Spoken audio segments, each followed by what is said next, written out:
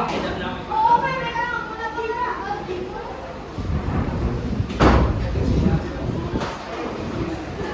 Ito yung buhay ni Ina Maria at Gabriel.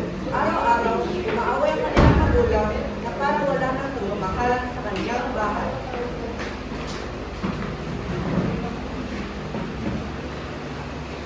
Ate, okay pa lang? Hindi ba iskate yan?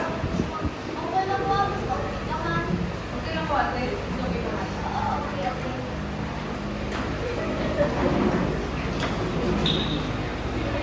Kahit puno ng nagalit ang kanilang magulang, silang dalawa ay nagmamahal pa rin sa isa't isa. Isang araw, si Maria ay nasa kanyang kwarto, siya ay nagre-review para sa kanilang exam. Buong araw na siya umaaral. Hindi siya nagkain o kaya huminga ng konti lang.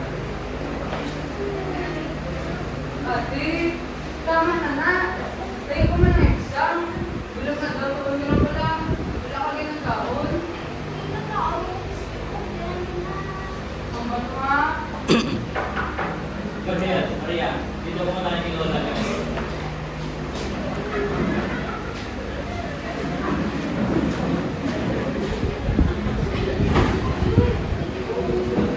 Sina Maria at Gabriel ay pumunta na sa bahay ng kanilang lolo at lola na si Lola Piodra at Lolo Jacinto.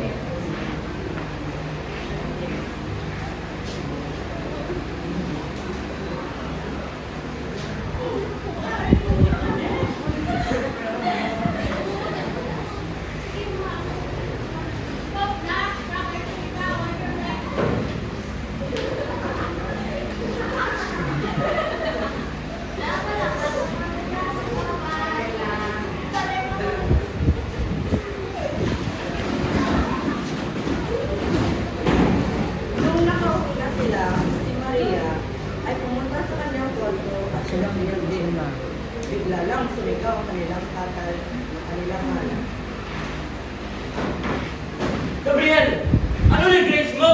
Kahit 7 ka lang, waay ka may namang ano? Bababaris mo na pa. Di pusta, pag tuon ka da, waay ka may namang ano?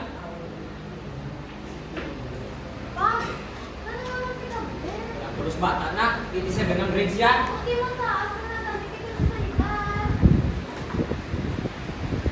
Tama na natin, kakaon sinyo. Ako yugaw. Buhay na nila si Gabriel! Buhay na Gabriel! Tika na! Tika na!